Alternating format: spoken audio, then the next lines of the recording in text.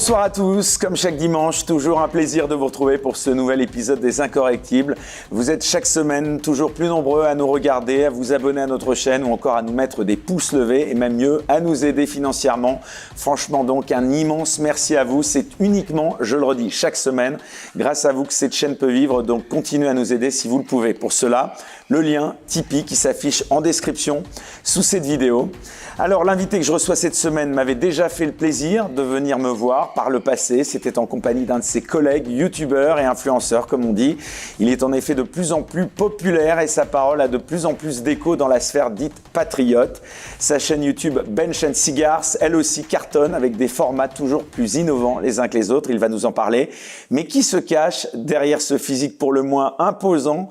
C'est ce que nous allons cette fois, j'espère, découvrir un peu plus. On va donc, et ce n'est pas facile, essayer de l'interviewer autrement, car des interviews, il en donne de plus en plus et il en connaît tous les secrets pour les pratiquer lui-même. Et je le disais, avec une sacrée originalité. On est donc ravis de l'accueillir dans Les Incorrectibles.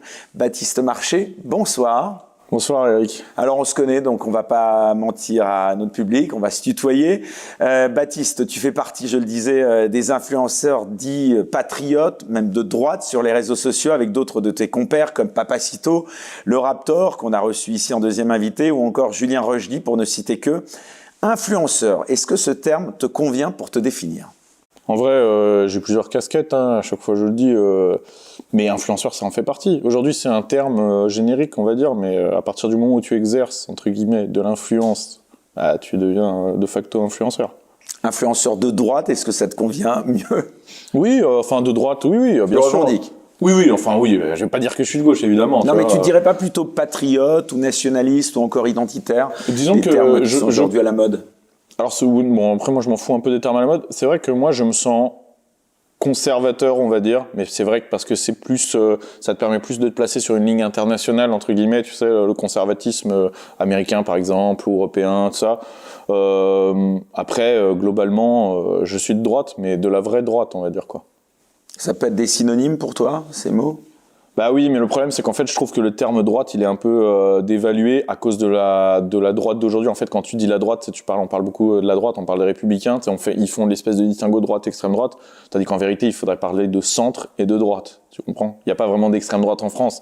Il y a de la droite, comme on l'a connu à l'époque. Et en fait, ce qui aujourd'hui est soi-disant la droite molle, en fait, c'est du centrisme, voire des fois même du socialisme. D'ailleurs, c'est intéressant ce que tu dis, parce qu'en effet, le terme extrême droite, justement, c'est justement la plupart du temps les opposants qui utilisent ce terme pour disqualifier quelqu'un qui a, on va dire, des opinions bien tranchées. Oui, parce que, en fait, déjà, il y a cette espèce de biais, tu sais. En fait, il y a le biais du juste milieu, qui est insupportable et qui en France est très répandu, c'est de dire tous les extrêmes sont mauvais, tu sais. Il faut un peu de tout, tu sais, il faut pas être... Et donc, en fait, en politique, ah non, les extrêmes, c'est jamais bon, t'entends tout le temps cette phrase. En fait, à chaque fois qu'on me dit ça, j'ai envie de leur dire... rapportez-le à une décision autre que politique. Par exemple, on va prendre un truc très extrême, la pédophilie. Moi, je suis totalement contre, donc c'est une position extrême, d'accord ? Et le mec qui est totalement pour, c'est une position extrême. Donc il faut faire quoi ? Il faut être un peu entre les deux ? Un peu pour la pédophilie, un peu contre ? Non. Les gens, ça leur viendrait pas l'idée là de dire qu'il faut être au juste milieu. Ils seront contre, point. Bah voilà, moi je suis de droite, point. Donc après tu peux dire oui, mais c'est extrême. Non, je suis désolé, c'est une position, ça s'appelle. Et pour revenir justement à la notion de patriote, justement, il y a des gens comme Michel Onfray qui se disent souverainistes de gauche. Est-ce que tu penses qu'on peut être patriote et de gauche ?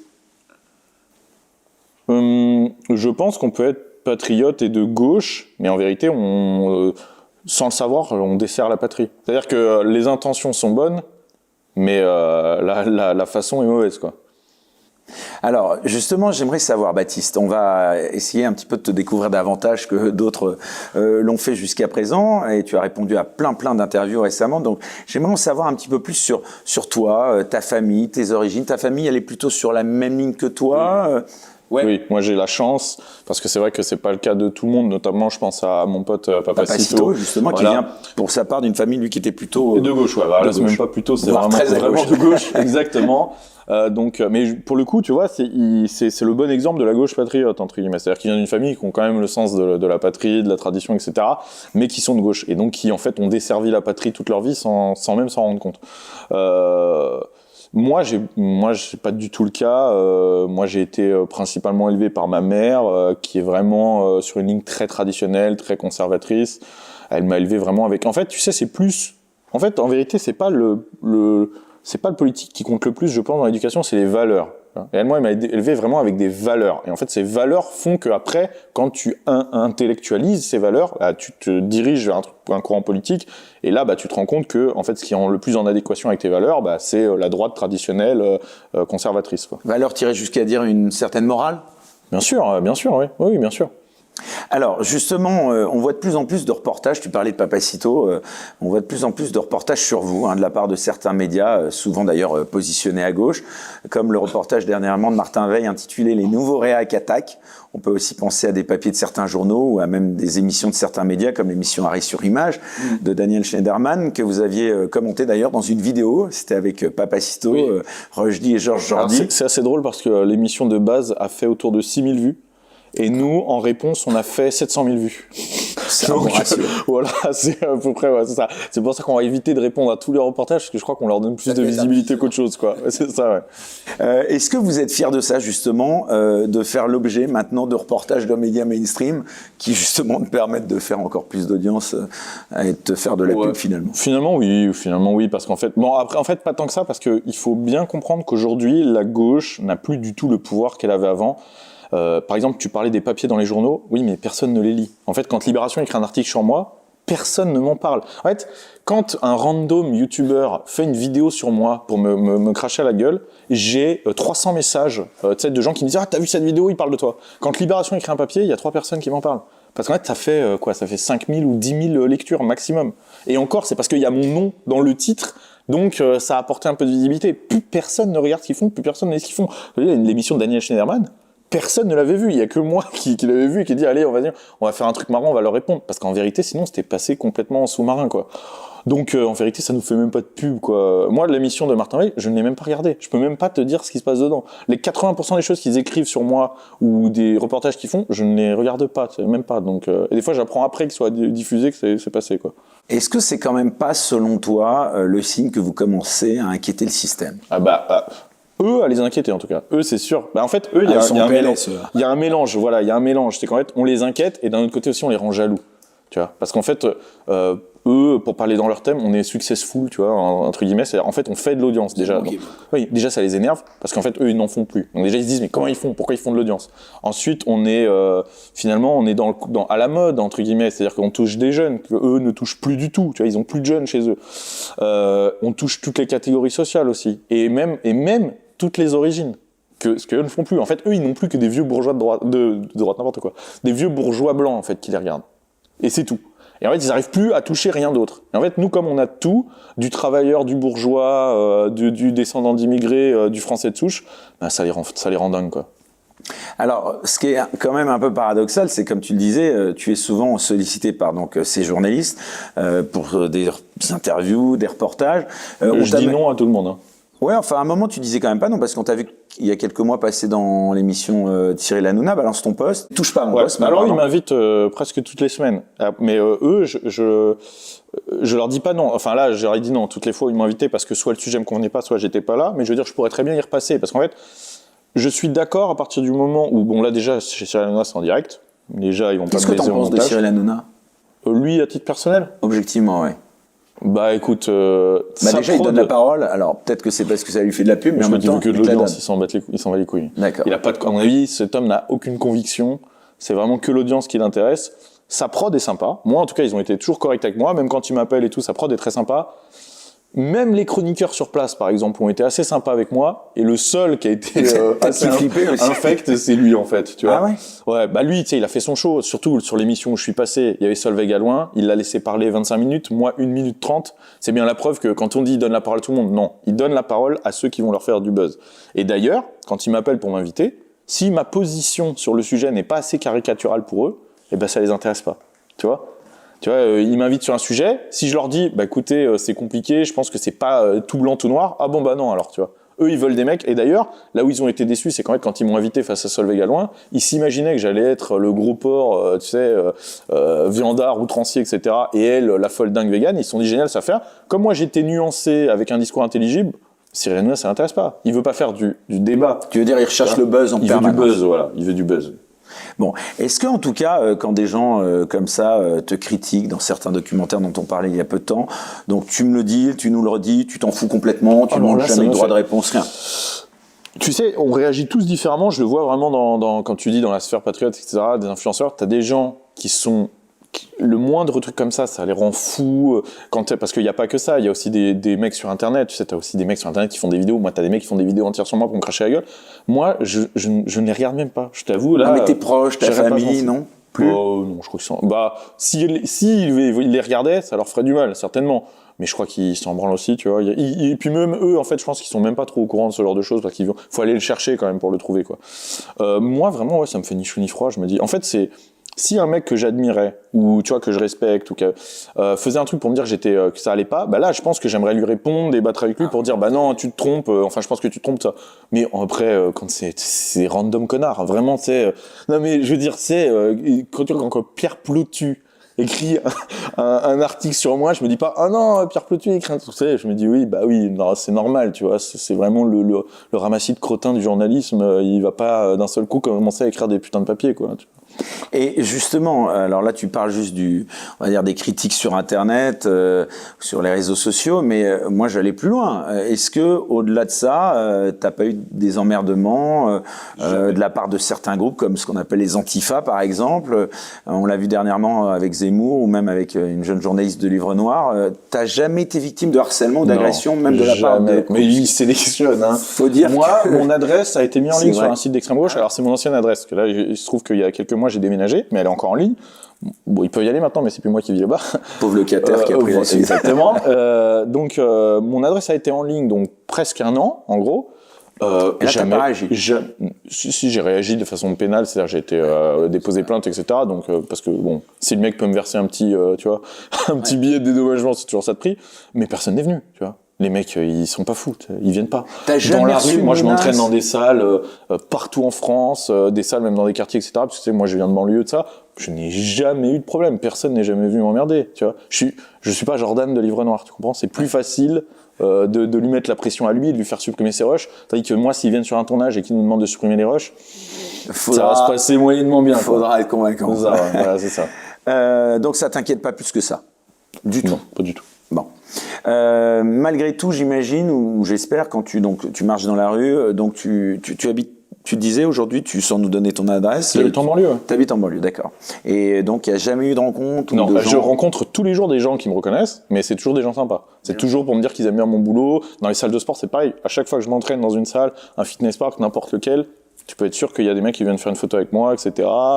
Tout le temps, là, j'étais au resto, il y avait des mecs qui venaient tout un groupe de Guadeloupéens qui étaient là à Paris et tout. Ah ouais, les champions développé couché, on a pris des photos. C'est que des trucs comme ça que j'ai, des trucs sympas, tu vois. Donc, c'est plutôt cool.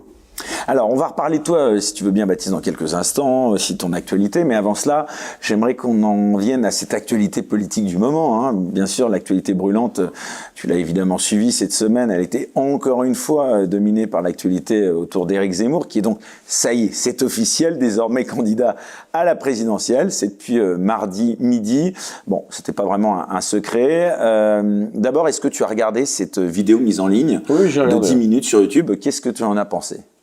Écoute, je pense que je suis pas la cible. Tu comprends? Parce que moi, je suis quelqu'un qui est acquis à la cause. Tu le soutiens, hein, on peut le dire. Exactement. Oui, je le soutiens. Voilà, je suis assez acquis à sa cause et à nos idées. Donc, en fait, cette vidéo, elle m'est pas destinée. D'une, parce que, comme tu dis, c'était pas une surprise qu'il allait être candidat. Tout le monde le sait depuis longtemps. On rappelle, donc, pour les gens qui nous regardent, une vidéo limitée, enfin, en tout cas, s'inspirait beaucoup de la posture du général de Gaulle.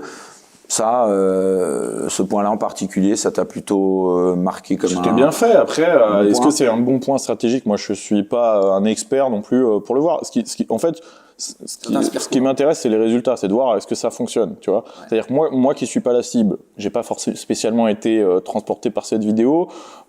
J'ai vu aussi, moi j'ai le côté réalisateur forcément, j'ai vu le montage. Ah, c'est toujours très léché, toi. Qui m'a pas forcément plu le montage, tout ça, mais moi ce qui m'intéresse, c'est le résultat. Et autour de moi, j'ai eu de très bons retours, tu vois, de toute catégorie de population, que ce soit des potes ou des gens plus âgés, etc., ou plus éloignés de nos idées. Tout le monde a eu l'air de plutôt bien aimer la vidéo. Tous les gens qui auraient pu être convaincus ont été convaincus. Enfin, pas Donc, ceux dont on a piqué quelques images avec les problèmes de droit d'auteur. Mais ça mourir de rire, ça, tu vois. Ça, c'est, tout le monde utilise des images de tout le monde, tout le temps. Tu crois que Canteloup, quand il fait une imitation qui prend 3 secondes d'image, il appelle le mec qui est sur le truc, non, tu vois, tout le monde s'en fout. Ouais, sauf que c'est pas une campagne, là. Exactement, mais en fait, c'est même pas le problème de droit d'auteur et tout, en fait, c'est la stratégie, c'est de le faire passer pour un amateur. C'est de dire, oh, regardez, il sait pas, comme si Zemmour ou son équipe ne savait pas qu'il y avait des histoires de droit, tu vois. Et en fait, c'est ça qu'ils écrivent dans les articles. C'est genre Zemmour, c'est le gros amateur qui a utilisé des images sans le savoir, tu sais. Donc, sous-entendu, il a pas la posture pour être président, il sait même pas faire une vidéo, tu sais. Alors qu'en vérité, tout le monde s'en branle, il travaille avec les meilleurs avocats. Le jour où, si ça s'est instruit, je suis même pas sûr que ce soit le cas, que ça passe en procès, ça va être débouté de tout parce qu'en vérité, il y a absolument rien, quoi, tu vois.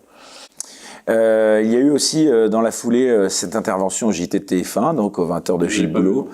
Bon, en tout cas là, il en a pris plein la gueule, oui, c'est ce qu'on m'a dit, puisqu'il l'aurait même traité, paraît-il, de connard en sortant du studio. Alors, si tu l'as pas vu, on va peut-être pas s'étendre là-dessus, mais revenons aussi un instant. Ma mère l'a vu, en tout cas, elle m'a dit que c'était infect à regarder, donc je la crois. Elle m'a dit ça ce matin d'ailleurs. Donc, elle m'a dit que apparemment c'était infect à regarder, que vraiment ils l'ont pas laissé parler, puis ils l'ont pas laissé parler de son programme, c'est ça en gros. Ouais, à vrai dire, c'était plus une interview pour essayer de le déstabiliser, moins que pour fallait s'y attendre, en tout cas être respectueux d'une annonce, en tout cas de candidature à la présidentielle. En revanche, revenons un instant, toi qui as quand même une posture assez viriliste, de manière générale, dans tes rapports et dans tes expressions. Un petit mot quand même sur cette polémique du doigt d'honneur. Qu'est-ce que tu en as pensé, Baptiste Marchais? Je devine que ça t'a pas trop choqué, mais quand même. Ça me fait rire, mais après, d'un autre côté, je me dis, c'est pas, tu vois, il devrait quand même faire gaffe, tu vois, parce que le moindre truc est utilisé, et comme justement la stratégie c'est de dire il a pas les épaules. Tu veux dire que là il a pas anticipé là, pour le coup. Je pense qu'il a réagi, tu vois. Après, d'un autre côté, ça a beaucoup réussi à Trump, tu vois. Mais les Français, c'est pas les Américains, tu vois. Donc, je suis partagé parce que d'un côté, je me dis bon, c'est bien, ça lui donne une image peut-être un peu plus, tu vois, qui se laisse pas faire, etc. D'un autre côté, tu vois, les Français en politique, ils sont très chiant en fait. Tu sais, ils veulent des mecs. C'est pour ça d'ailleurs qu'on a que des vieux pépés. Parce que même Macron, en fait, il est jeune, mais il se comporte comme un vieux pépé, tu vois. Donc non, il fait faire des galipettes quand même. Oui, il y a ce genre de choses. Mais à part ça, tu vois, ce que je veux dire, il a des idées hyper ringardes, des postures ringardes. Donc c'est difficile à dire si ça le sert ou ça le dessert, tu vois. À mon avis, il faut attendre, tu vois, de prendre un peu de recul pour voir si tout ça, finalement, ça sera pas bénéfique plutôt que maléfique. C'est difficile à dire. Tu as raison. En tout cas, ça a choqué dans la petite mais ça choque personne. Boboïtude il faut semblant de se choquer, quoi. Voilà, tu vois, si c'est Mélenchon quand Mélenchon il dit tiens, pète-lui la gueule, ça les choque pas là, tu vois. Alors que c'est quand même un peu plus qu'un doigt d'honneur, tu vois.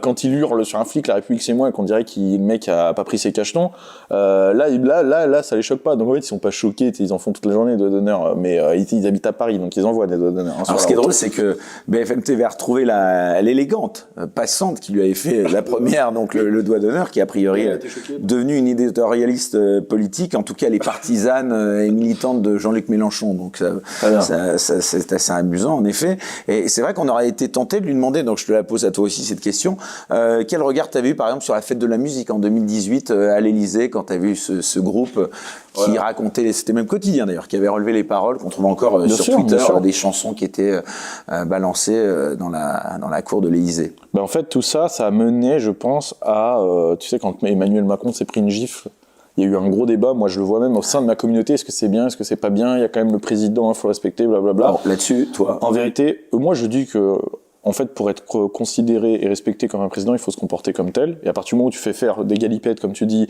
et que tu fais venir des mecs, des espèces de travelots à l'Élysée, ou faire chanter des chanteurs, là comme tu dis, enfin des chanteurs, ce genre de truc, tu n'es plus un président, tu ne mérites plus qu'on te traite comme tel, qu'on te respecte comme tel. Je dis pas que la claque c'était bien de le faire, je pense que stratégiquement c'était pas du tout intelligent, mais je dis pas, je m'offusque pas en disant oh là là c'est le président, faut pas le toucher. Non, pour moi Macron c'est un tas de merde, je le dis, je m'en fous, tu vois.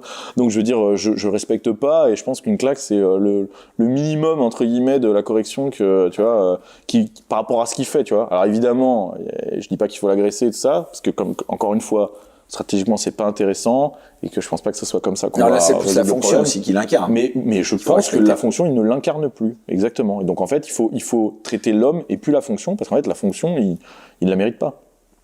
Alors donc on le disait, Éric Zemmour encore une fois ce week-end, c'est lui qui qui fait en grande partie l'actualité. Est-ce qu'il a pour toi, puisqu'on le disait, donc tu es un de ses soutiens, tu nous le redis officiellement, oui, après j'attends de voir son programme, parce que c'est toujours pareil, je le soutiens. Là, comme ça, de prime abord, il met plus que Marine Le Pen. Il met très simple. Oui, voilà, parce que Marine Le Pen, je connais son programme, donc je sais que je ne la soutiens pas. C'est ça la différence. Parce que j'ai des divergences avec sa façon En fait, je trouve que Marine Le Pen, c'est une machine à perdre, si tu préfères. Tu comprends ? Jusqu'ici... là, en l'occurrence, d'après les sondages, alors ils sont souvent plantés, mais elle reprend du poil de la bête. Oui, et puis selon les sondages, Hillary Clinton sera élue présidente en 2016. On connaît, tu vois, je connais ces sondages. Mais en tout cas, c'est une machine à perdre au second tour, Marine Le Pen. Sauf que là, les sondages sont pas suspectés de vouloir faire élire Marine Le Pen. Non, mais de la faire vouloir aller au second tour, c'est pas inintéressant pour eux. Tu vois, c'est toujours pareil. Le clivage Macron-Le Pen, ils savent qui gagne après. En fait, la stratégie de diabolisation de Marine Le Pen est d'essayer de gauchiser son programme, de ternir ses propos, de se séparer de l'image de son père, etc. Je pense qu'elle n'a pas été payante parce qu'en fait, elle n'allait pas en corrélation avec les événements de la vie. C'est-à-dire qu'en fait, la France avait besoin de se droitiser et les gens avaient besoin au contraire qu'on les droitise. Et là, elle faisait le chemin inverse. Et surtout, je déteste cette posture de laisser... c'est une posture qu'on a eue à droite pendant des années. On commence à peine à s'en défaire. Et je pense que c'est aussi grâce à la sphère Internet, de laisser la gauche arbitrer. C'est-à-dire qu'en fait, c'est pas nous qui décidons ce qui est bien et mal, c'est eux. Et donc, du coup, on se rapproche de ce qu'ils considèrent comme bien pour faire genre, non. Mais en fait...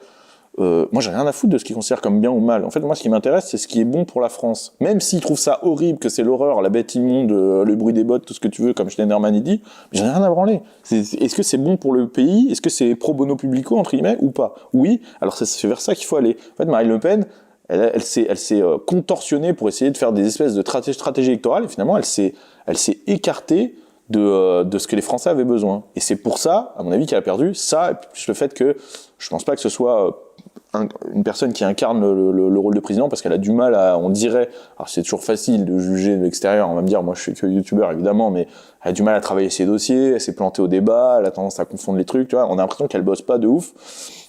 Elle a du mal aussi à s'entourer correctement de personnes solides sur leurs appuis.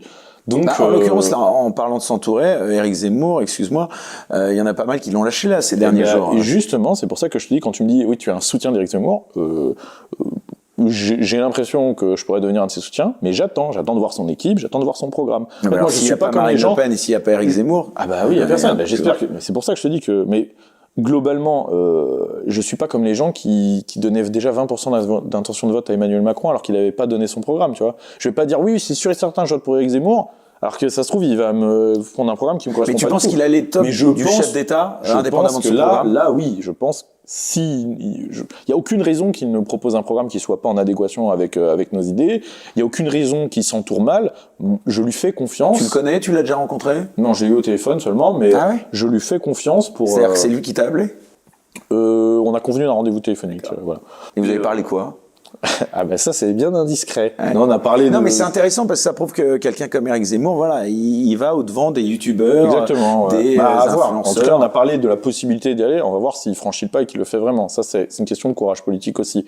Comme je te dis, soit tu es dans la stratégie de dédiabolisation totale et dans ce cas il se coupera de nous, soit il se dit bah non en fait mon public et les gens à aller chercher ils sont là et dans ce cas il viendra vers nous. Là, c'est pas moi qui peux lui forcer la main. Tu penses qu'ils peuvent se réunir et se retrouver, Marine Le Pen et Éric Zemmour ? Bah, au second tour, j'espère quand même, oui. J'espère quand même que Marine Le Pen, si elle n'est pas au second tour, enverra son électorat. De toute façon, je pense que ce sont les électeurs Front National, tu sais, si vraiment il y avait un second tour Macron-Zemmour, les électeurs Front National, c'est pas des moutons de panurge, ils voteront forcément pour Zemmour, ils sont pas suicidaires. Donc, en vérité, là, je suis d'accord avec Eric, c'est de rassembler les électorats qui est intéressant. Rassembler les chefs de parti, on s'en fout, quoi. Jusqu'à maintenant, tu votais quoi ? Le Front National, j'ai toujours voté Front National. Ah oui, donc c'est une première. C'est-à-dire que là, tu vas pour une fois... C'est la première fois qu'il y a quelqu'un d'autre de droite, en fait. Déjà. C'est la première fois qu'il y a un autre candidat de droite qui se présente. Parce que jusqu'ici, on avait Front National ou rien. Donc, c'est toujours pareil. Vaut mieux ça que rien. C'est vrai, tu vois, c'est toujours un pas en avant. Évidemment que le programme du Front National, il y a plein de choses qui sont très intéressantes. Évidemment que j'aurais préféré ça que tout ce qu'on s'est tapé depuis que je vote. Tu dis encore Front National, d'ailleurs. Oui, le Rassemblement National, excuse-moi, c'est vrai. Alors justement, c'est marrant qu'on parle de cet ancien nom. Justement, ce clip, excuse-moi d'y revenir un instant, où Éric Zemmour fait beaucoup de références à l'ancien temps, la nostalgie.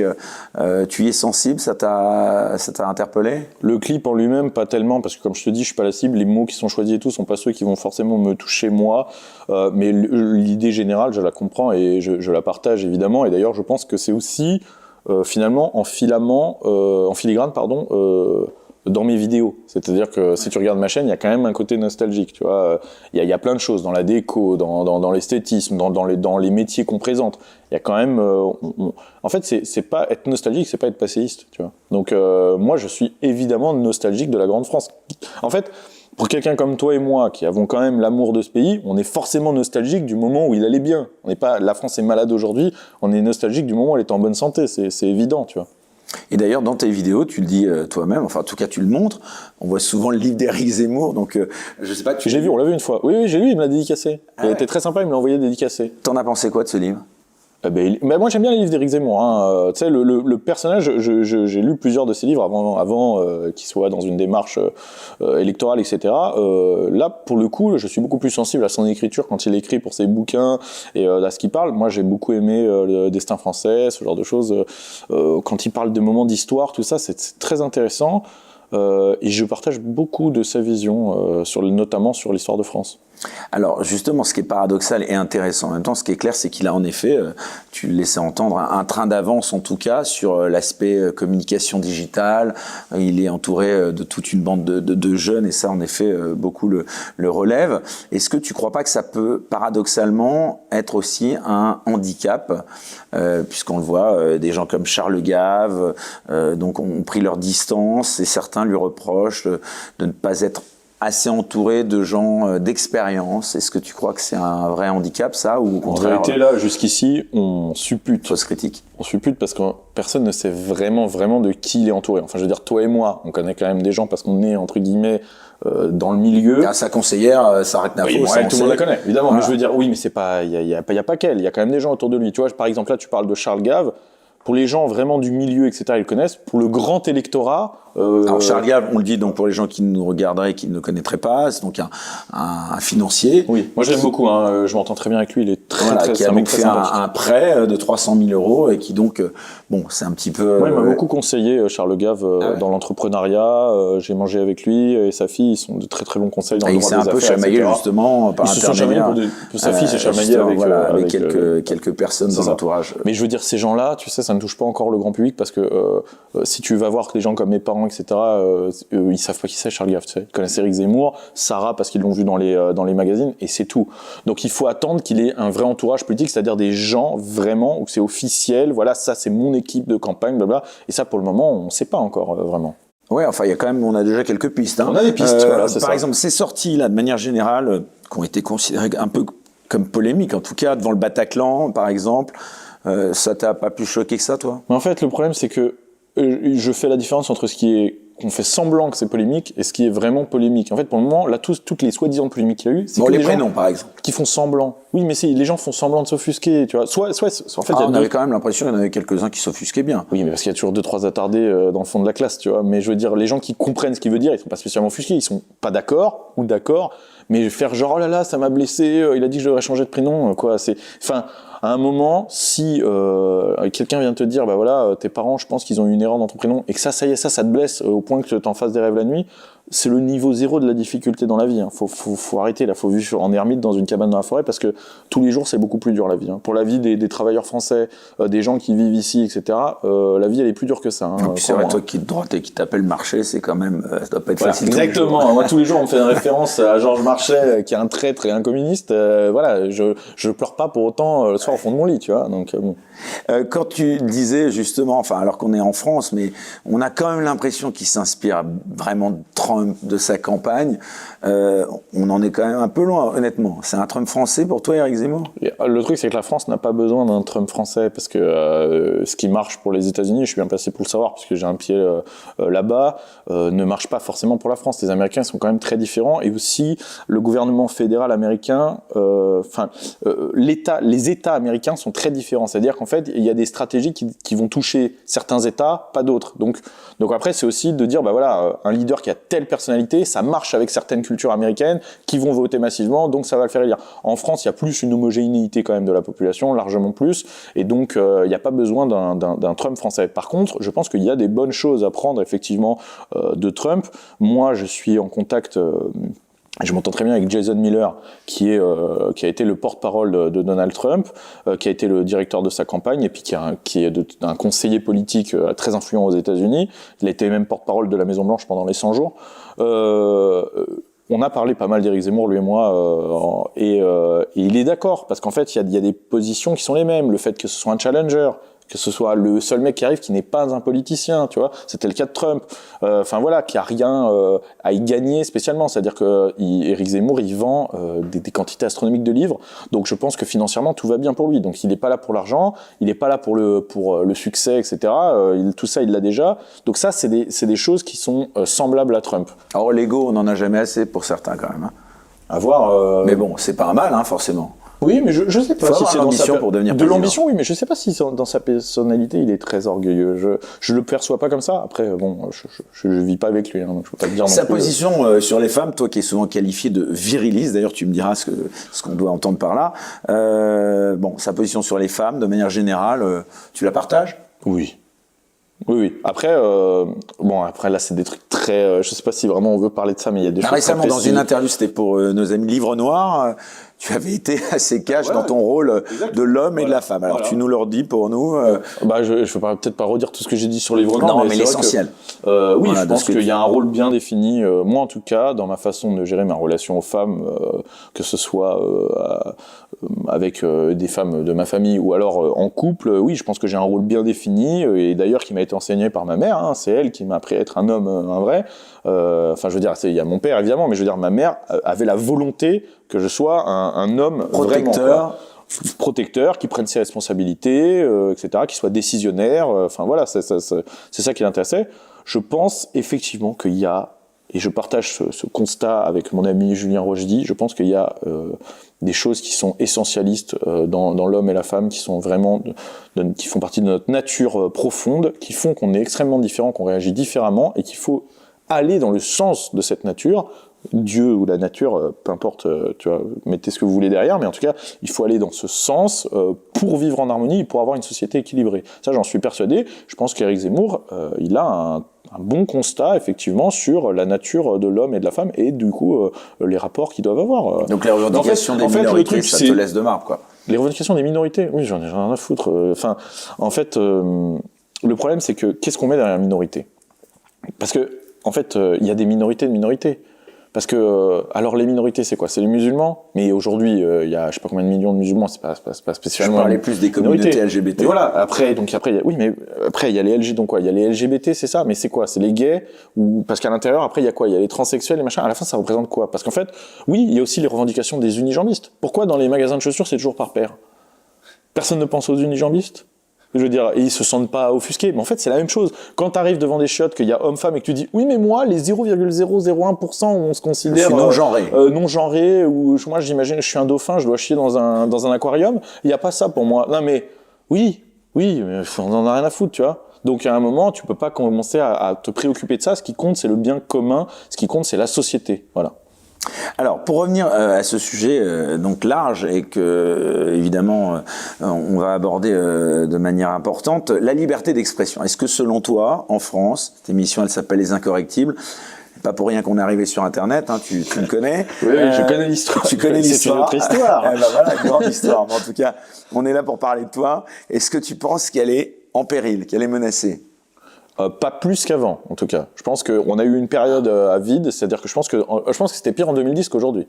Tu vois, par exemple. Moi, j'ai connu, ça fait plus de 10 ans que je suis militant, j'ai connu une période où on ne pouvait pas dire ce qu'on dit à l'heure actuelle. En fait, ce qui nous a sauvé un petit peu, la liberté d'expression en France, effectivement, ça n'existe plus tellement. Aujourd'hui, c'est le marché qui domine, mais ça nous sauve. Je m'explique. En fait, aujourd'hui, il y a une grande majorité de Français qui ont nos idées, ou en tout cas qui les entendent. Ces gens-là, c'est une part de marché. Ce qui fait qu'en fait, des gens comme Bolloré, par exemple. Bolloré, moi, j'ai travaillé pour lui, donc je le connais un petit peu. Il n'a pas de conviction, ce homme-là, il s'en fout. Il produit et Canal+, et CNews, tu vois. C'est-à-dire que lui, il s'en fout de ce qu'il y a. Ce qu'il veut, c'est de l'audience.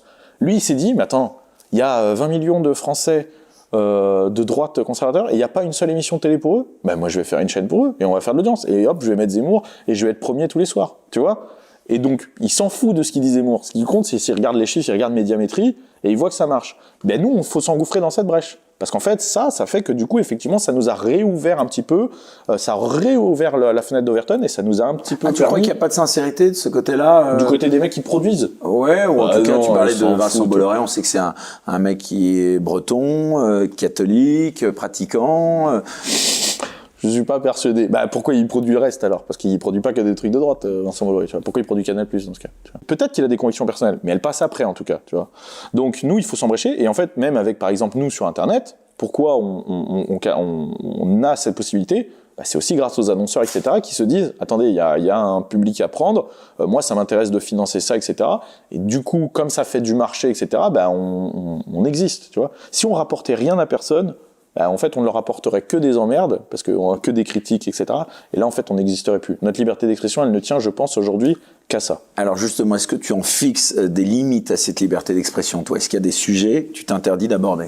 Moi, en fait, je me cadre à l'aspect légal, tout simplement. Et tu es sur la même, on va dire, ligne que tes potes Papacito, ou par exemple Après, Papacito, je pense qu'il est, Papacito, il y va, et après, il voit les conséquences, plus, tu vois. Papacito, en fait, il fait son beurre avec ses livres, tu vois. Donc, en fait, lui, si sa chaîne saute, si ses trucs sautent, ça le fait chier, mais tu vois, c'est pas ça qui le fait vivre. Donc, il se dit, autant y aller à fond et dire vraiment ce que je pense, tout ça. Moi, évidemment, mon travail, il se fait sur YouTube. Si ma chaîne saute, j'ai plus rien pour m'exprimer. Donc il faut quand même que je fasse attention, exactement. Et puis après, je vais jamais dire quelque chose, tu vois, je vais jamais m'interdire de dire quelque chose, ou je vais jamais dire quelque chose auquel je suis pas d'accord. Évidemment, tout ce que je fais, c'est 100% sincère, mais je fais attention à ce que ce soit des choses où on puisse qui soit audible entre guillemets, voilà, tout simplement. Après, par contre, en interview, je me permets déjà beaucoup plus de choses. Ça, c'est la chaîne des autres, c'est interview, tu vois ce que je veux dire ? Là, sur ta chaîne, etc., s'il y a un truc que je dis où vraiment tu trouves, ouais, c'est pas grave, bah, c'est toi qui le supprimeras, mais moi, en tout cas, je dis, tu vois, j'ai toujours eu cette posture, c'est-à-dire, à l'extérieur, c'est open bar. Moi, sur ma chaîne, on n'a pas un contenu spécialement politique. Donc, tu as des contenus super originaux, hein, ça je le disais. Il y en a d'autres qui vont arriver. Hein. Je crois qu'il y en a un qui arrivera dans peu de temps qui va faire parler. Ouais. Est-ce qu'il y a une personnalité en particulier que tu as interviewé qui t'a vraiment marqué ? J'ai une petite idée, mais j'aimerais que ce soit toi. Alors, il y en a une que je veux dire, je pense pas à lui, c'est Johan Duhopa, parce que c'est un des plus grands boxeurs français, vraiment, voire le plus grand boxeur français qu'on ait eu ces 20 dernières années. Et c'est un grand champion. Moi qui suis un sportif passionné de sport, ça m'a très impressionné de le recevoir. Tu as été champion. J'ai été champion d'Europe de développé couché, et puis je suis encore record de France de développé couché. Donc j'ai été sportif de haut niveau pendant des années. Donc vraiment, ça m'a touché parce que il m'a raconté son histoire perso. On est devenus très potes en plus. Et c'est un mec, vraiment, j'ai été impressionné. Après, sinon, dans les personnalités que j'ai reçues, en fait, des fois, j'ai été plus touché par des petits gars, tu sais, il y a pas longtemps, j'ai fait une vidéo avec des mariniers, tu vois, des mariniers français. Les anonymes. Les mecs sont mariniers de père en fils, de cousins, toute la famille, depuis 1700, tu vois. Ils m'ont montré des photos des grands-parents avec les bateaux en bois, etc. Les gars se baptisent sur une école, dans une église qui est sur un bateau, tu sais. Enfin, ils font leur internat chez les mariniers, tu vois. Ils vivent dans cette culture. Ils sont ils font vivre la France et tout. C'est des mecs hyper vrais, très solides, etc. Et bah ouais, ça, tu vois, par exemple, ça me touche. Cette jeune fille que j'ai vue qui travaille à Bruxelles, qui restaure des manuscrits du Moyen-Âge, qui a un talent fou. Dans le monde entier, on lui envoie des manuscrits médiévaux parce qu'elle a le savoir pour les refaire. Bah, elle m'a touché dans son truc, tu vois. Après, dans les grandes personnalités, moi, je me suis très très bien entendu avec Jean Lassalle, qui était vraiment très sympa et ça a été super cool. Mais globalement, c'est que des bonnes rencontres. Très récemment, j'ai fait avec Jean Messia. Tu vois, Jean Messia. Tu lui apprenais à tirer. Oui, voilà. Non, mais il savait tirer déjà, mais ça faisait 2 ans qu'il n'avait pas tiré. Mais je le voyais des plateaux télé, tout ça et tout. Bon, j'avais une relation lointaine avec lui, mais le mec est hyper cool. On s'entend très très bien, hein, tu vois. Vraiment, aujourd'hui, on s'entend vraiment bien. Tu pourrais d'ailleurs, tu me fais penser à lui parce qu'en effet, bon, tu disais que tu t'étais éloigné, bon, toi en tant qu'électeur, mais donc de Marine Le Pen. Tu pourrais faire la campagne d'Éric Zemmour s'il te demandait de le soutenir et si ce programme, tu y adhérais une fois que tu l'auras connu. Ou tu veux rester à ta place, là où tu es. Moi, je suis prêt à faire tout ce qui est utile pour la France. Voilà. Donc si je pense que c'est un intérêt, que j'ai un rôle à jouer, eh ben je le jouerai. Voilà. Et donc s'il vient te voir pour te demander de le S'il soutenir. vient me voir pour me demander de le soutenir avec des choses que je pense qui sont vraiment, qui me conviennent et ben oui, je le ferai. Alors Et justement, encore une fois, je vais pas dire là oui, c'est sûr, je ferai, je jure devant Dieu. Mais on verra. Déjà, je suis pas sûr qu'il me demande quelque chose, mais je veux dire, si je pense que ça va dans le sens des intérêts de la patrie, oui, je le ferai. alors tu parlais justement des vidéos qui t'ont marqué et c'était assez inattendu. En effet, ta réponse, je pensais que tu m'aurais plutôt dit Jean-Marie Bigard, enfin des gens dit bien que ce soit un bon souvenir aussi. C'est un bon souvenir, Jean-Marie Bigard. Voilà, c'était le repas de seigneur. Hein, Oui, c'était c'est ça. Voilà. Est-ce que tu crois, comme excuse-moi d'y revenir encore, mais c'est pas pour faire une obsession. Je suis sûr qu'il va y avoir plein de commentaires pour dire que je fais une fixette sur Éric Zemmour. Est-ce que tu crois, Baptiste, que les principaux thèmes de cette campagne présidentielle vont être l'identité française et l'immigration? Mais en fait, de fait, Zemmour place la campagne sur ces deux thèmes et tout le monde va se positionner face à lui. C'est toujours pareil. C'est vraiment lui qui dicte le tempo. Je pense. Et qui va continuer honnêtement, à lutter. Oui. Je pense que c'est lui qui dicte le tempo. La preuve, c'est que là, ils essayent de nous ramener au Covid et en fait, tout le monde en a rien à foutre et on revient sur l'identité française. Après, il y a Alors, c'est quoi pour toi l'identité française? Aussi. Tiens. Voilà, disons, c'est peut-être pas très résumé 102 secondes, mais non, mais la France. Ta conception à toi de l'identité française. En fait, la France, pour moi, c'est une civilisation. Je prends le terme entier de civilisation, c'est-à-dire une histoire, une culture, une terre, tu vois, il y a plein de choses. Donc, l'identité française, je pense, c'est d'être dans la continuité de cette civilisation. C'est-à-dire, je prends des anciens et je transmets au futur. C'est ça, en fait, l'identité française. Être français, c'est être une chaîne tu vois, c'est être un maillon de la chaîne. Pour moi, c'est ça. Si tu coupes, que ce soit avec avant ou avec après, tu n'es pas vraiment français. Et d'ailleurs, il y a pas longtemps, j'ai dit, tu sais, je suis sur Getter, qui est un nouveau réseau social qui marche bien, hein, très très bien, beaucoup mieux que ce que j'imaginais. En gros, c'est un Twitter avec une liberté d'expression totale, pour de vrai. Non, mais tu peux être complètement à l'extrême gauche, aller dessus, tweeter ce que tu veux, enfin écrire ce que tu veux, il y aura pas de censure. Et ça commence à prendre à arriver en France. Ça prend mais ça prend énormément. Moi, ça fait 3 semaines que je suis dessus, j'ai déjà 16 000 abonnés. Hein. D'accord. Donc, on dit pour les gens qui nous regardent, Getter, c'est ça. Getter, ouais. On t'a vu, Baptiste, proche de Thaïs Descuffon, l'ancienne porte-parole de Génération Identitaire, avec laquelle d'ailleurs tu as fait dernièrement une vidéo aussi. La dissolution de Génération Identitaire, c'est un scandale pour toi? Moi, j'étais proche de Troisième Voie à l'époque où ça a été dissous. Il y a eu plein d'autres mouvements qui ont été dissous déjà à l'époque. Je veux dire, ça a commencé il y avait longtemps. Là, en fait, Génération Identitaire, ils sont tombés des nues, mais en 2013, on leur a dit attention, les prochains c'est vous. Et ils n'ont pas écouté. Qu'est-ce qui s'est passé? Effectivement, les prochains c'était eux. Un scandale. En fait, moi, ça m'a pas surpris. C'est-à-dire que évidemment que si on prend la décision même, c'est scandaleux. Oui, c'est scandaleux, mais c'est pas choquant. C'est-à-dire que c'est prévisible, ça va dans le sens de Nkrumah. Il faut arrêter de croire au combat démocratique. Je pense que ça n'est plus le cas aujourd'hui. Et tu vois, typiquement, Génération Identitaire, c'est quelque chose qui était simplement, c'était une épine dans le pied pour le gouvernement. Eux, ça leur apporte rien. Il n'y a pas d'argent à se faire, il n'y a rien à se faire. Donc, quand tu ne leur apportes plus rien, on te dégage. Il n'y a pas d'histoire de liberté d'expression, il n'y a pas d'histoire de pluralité de positionnement, on n'en a plus rien à foutre. À ce moment-là, on te dit oui, non, mais vous êtes une ministre, on trouve n'importe quelle excuse alambiquée et on te dissout. Que ce soit légal ou pas légal, ils s'en foutent, tu vois. C'est là le problème, c'est que il faut arrêter de croire qu'on est engagé dans un combat démocratique, avec du débat, etc. Non, c'est pas le cas, c'est une guerre, plus qu'autre chose. Il y a un terme en tout cas qui a fait beaucoup parler, le grand remplacement. Est-ce que pour toi, ce terme, déjà, est-ce qu'il te choque? Est-ce que c'est une réalité? Moi, rien me choque dans l'absolu. Hein. C'est une réalité.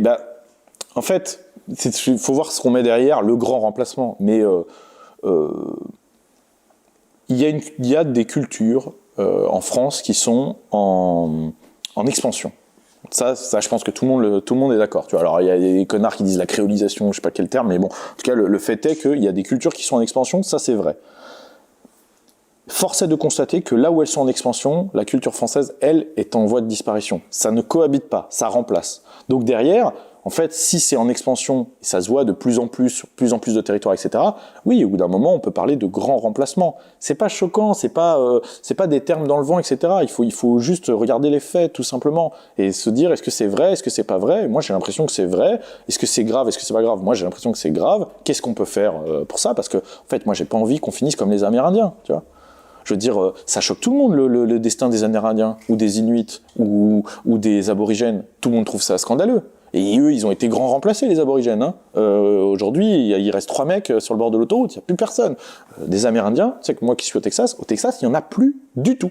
Il en reste en Oklahoma un petit peu, et c'est vraiment une poignée de mecs. Le Texas, qui était quand même la terre des Amérindiens, une des terres les plus peuplées d'Amérindiens, il n'y a plus personne.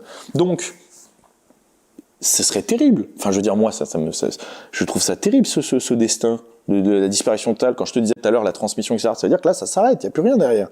Donc c'est normal qu'on se débatte et qu'on se dise il y a un problème. Ça veut pas dire forcément être en opposition avec le reste, tu vois. Vouloir exister, ça veut pas dire forcément vouloir que les autres n'existent pas. Mais est-ce que tu penses vraiment qu'on pourrait revenir à une vie comme elle était avant, dans les années 60, avant la mondialisation, avant Internet, avant l'immigration de masse, la télé-réalité, j'en passe? Il faut pas non plus, on n'est pas dans Retour vers le futur, tu vois. J'ai pas dit que, comme dans les années 60, je sais pas. En tout cas, avec les valeurs, je pense qu'on peut revenir à une société avec des valeurs traditionnelles. Ça, j'en suis assez convaincu. Comment? Ça, c'est la question, elle est déjà plus complexe. Mais je pense qu'on peut le faire. Avec des valeurs traditionnelles. De là découleront le reste. C'est-à-dire qu'en fait, moi, Internet, la télé, tout ça, je trouve ça très bien. Je vais pas dire aujourd'hui, les mecs qui disent, les réseaux sociaux, ça porte. C'est pas vrai. Moi, je trouve ça génial, les réseaux sociaux. Moi, je trouve que c'est super. Le progrès, je trouve ça super. Moi, la conquête spatiale, etc., je trouve ça très, très, très bien. Moi, je suis pas du tout un mec anti-progrès. Le vrai progrès. Aujourd'hui, toi, tu as un smartphone dans ta poche, moi aussi. On a le savoir de l'humanité dans un téléphone. Tu sais combien de temps je passe, moi, sur mon téléphone à lire des bouquins auxquels j'aurais pas accès, des articles, etc., à regarder des vidéos hyper intéressantes. Mais c'est génial. À voir des potes qui sont à l'autre bout de la planète, moi qui suis passionné de chasse, etc., je vois des potes à moi voir leur partie de chasse en Sibérie, etc., des choses que j'aurais jamais vues. Mais tout ça, c'est génial. Donc en fait, le problème, c'est pas le progrès, c'est dans quel sens on le fait aller et comment on l'utilise. Donc, il faut pas revenir dans les années 60 avec une télé en noir et blanc, plus des réseaux sociaux et tout. C'est pas ça. Le problème, c'est les valeurs qu'on va mettre derrière tout ça. Et je pense que oui, là, il faut faire un virage 90 degrés. Et il faut absolument revenir à des valeurs traditionnelles pour que tout ça aille dans le bon sens, tout simplement. Alors c'est super intéressant parce que là, tu me tends vraiment la perche en parlant de ce savoir dans ton téléphone.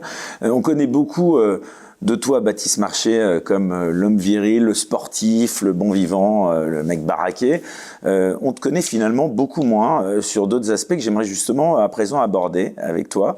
Je disais tout à l'heure que tu es quelqu'un de très cultivé, on le voit. Et la culture française, là je parle plus d'identité, pour toi c'est quoi? Est-ce que tu as une période historique de référence?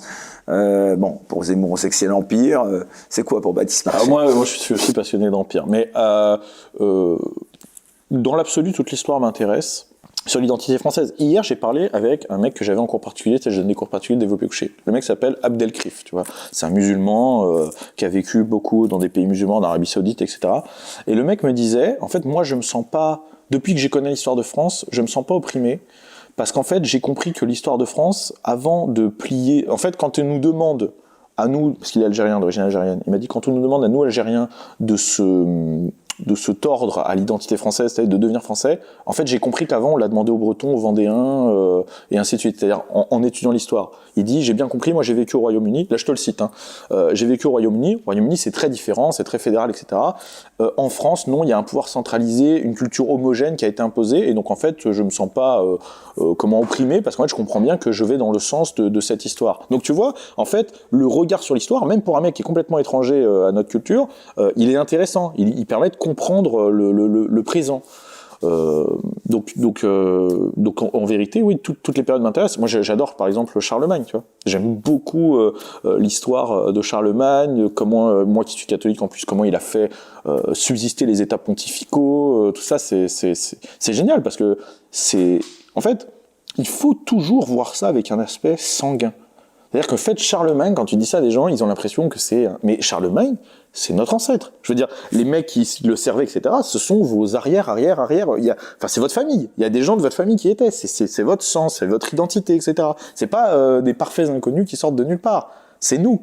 C'est cette terre qu'ils ont foulée, c'est ces murs qu'ils ont construits, etc.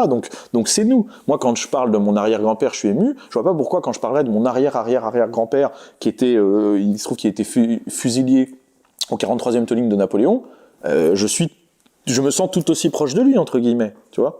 Donc forcément, ça me raccorde à cette période.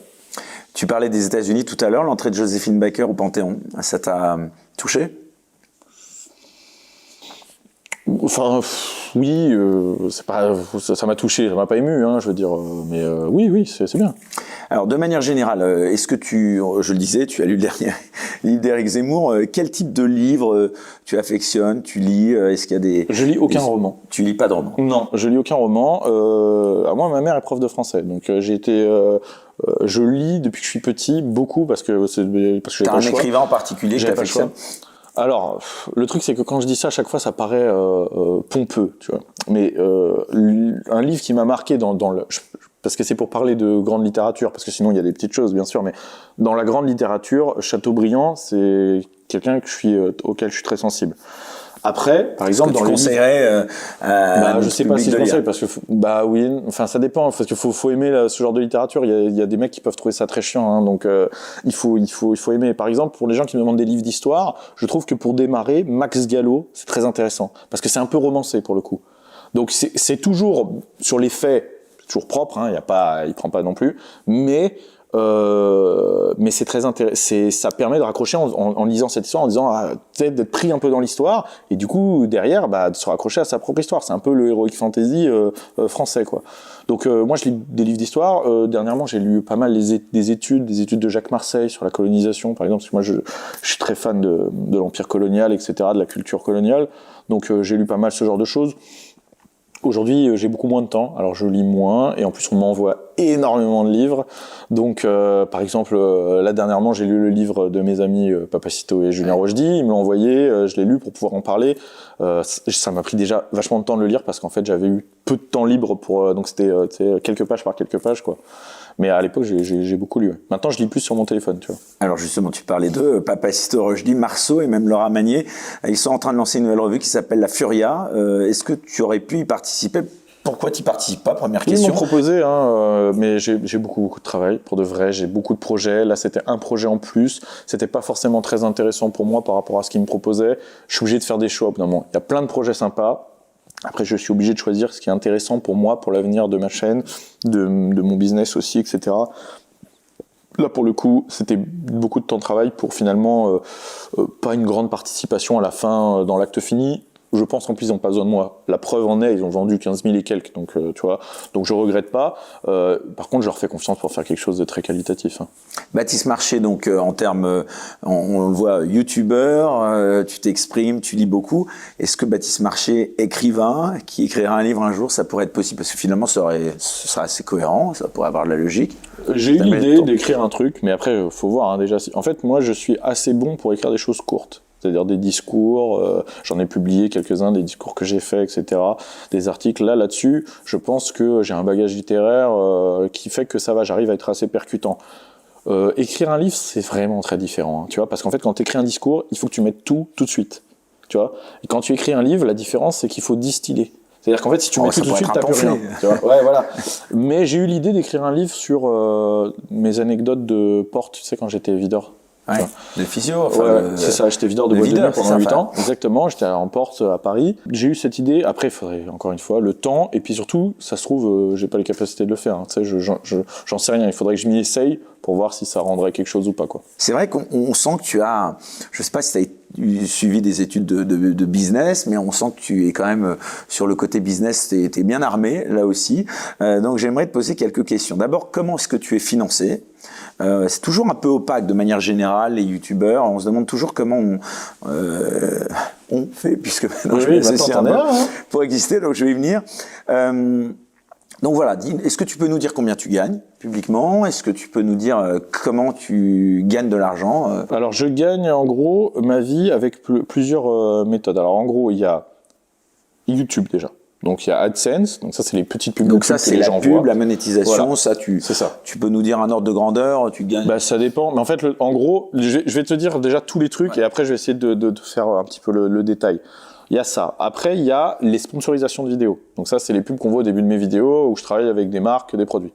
Ensuite, il y a mes sociétés à moi, c'est-à-dire... placement de produits aussi. Ouais, les placements de produits, c'est ça. Les sponsorisations, ce que je dis, c'est les placements de produits. Ensuite, il y a mes sociétés, c'est-à-dire le coaching et les vêtements. Et là, oui, tu viens d'ailleurs, ta dernière collection est sortie il y a quelques jours. Qui vient de sortir, exactement, jeudi dernier. C'est sur benchandcigars.com. Allez-y, hein, je le dis, allez-y. Là, c'est en précommande jusqu'au 20. Normalement, tout sera livré avant Noël.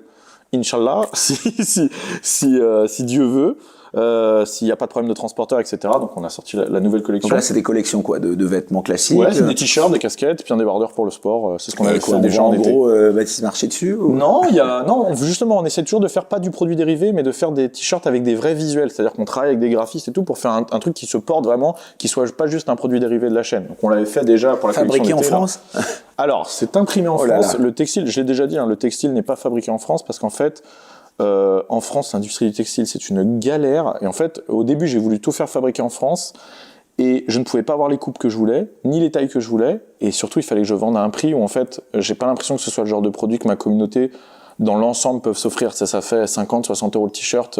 Ça me plaît pas de faire ce genre de choses. Donc là, le compromis que j'ai fait, c'est de trouver des produits fabriqués en Europe et de faire, par contre, stocker, imprimer, etc. en France. Voilà. Donc je fais travailler le maximum en France pour que ça reste abordable et qu'il y ait la qualité que je veux surtout. Donc il y a ça. J'ai ouvert une boîte de production il y a pas longtemps. Je vais en parler là dans les mois qui viennent parce que ça va se lancer, mais pour produire d'autres youtubeurs. Et bah oui, c'est ça dont je voulais aussi que tu parles, une sorte de collectif exactement. ou d'incubateur. C'est ça. Alors c'est pas encore là on va se lancer. Enfin ça va démarrer. Donc je vais avoir l'occasion d'en parler sur ma chaîne des premiers de notre bord. Mais sinon sur YouTube ça se fait beaucoup. Effectivement, j'ai créé une structure en fait pour que des jeunes youtubeurs ou des plus petits youtubeurs de chez nous puissent avoir tout le bagage, c'est-à-dire décor, comment régie pub, etc., matériel, tout ça. Donc, mais je te dis, j'en parlerai un petit peu plus tard quand on sera lancé vraiment. Donc ça, c'est pour janvier. Oui, pour janvier. Ouais, pour janvier. Donc j'ai tout ça. Donc après, donc tout ça, à la rigueur, je te demande même pas le détail. Au global, par mois, le truc c'est pas ça, c'est qu'après tout ça, il faut sortir ce que tu produis. C'est-à-dire que tout ça rapporte, mais après moi en coût de production, j'ai des gros coûts de production. Donc par exemple les revenus AdSense, qu'on disait les revenus YouTube, moi je gagne entre 6 000 et 8 000 euros de revenus AdSense, donc de pub YouTube par mois, mais tout part dans la prod. Là pour le coup, il y a rien qui arrive dans ma poche parce que rien que de cadrage, j'en ai pour 5 000 balles de cadrage. Après tous les déplacements, après voilà. Monétisation, placement de produits, levée de fonds un petit peu. Non, je fais aucune levée de fonds. Moi, je m'autofinance entièrement, c'est-à-dire avec mes boîtes, mes sociétés, donc que ce soit les revenus publicitaires ou ce que je vends, etc. C'est ça qui m'aide à me financer entièrement. Ouais.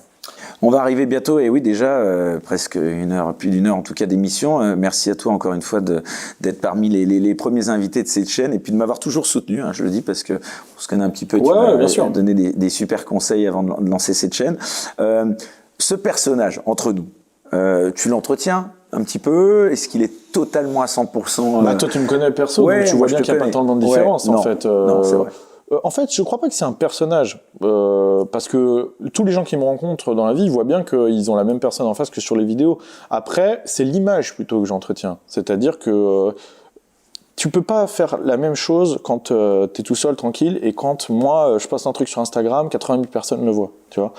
J'ai cette dimension d'exemple. J'essaye, en tout cas, de me dire, attention, il y a toujours des mecs qui te regardent, et il y a des gens, que tu le veuilles ou non, qui te prennent comme exemple. Donc du coup, je fais très attention à l'image que je renvoie, etc., pour me dire, bah voilà, qu'ils aient au moins un modèle à se raccrocher où lui, il dit, ça défaille jamais. Parce que finalement, tout le monde a des moments plus ou moins bien, tu vois. J'essaye de montrer vraiment des choses très très carrées qui correspondent vraiment à l'image que je veux donner.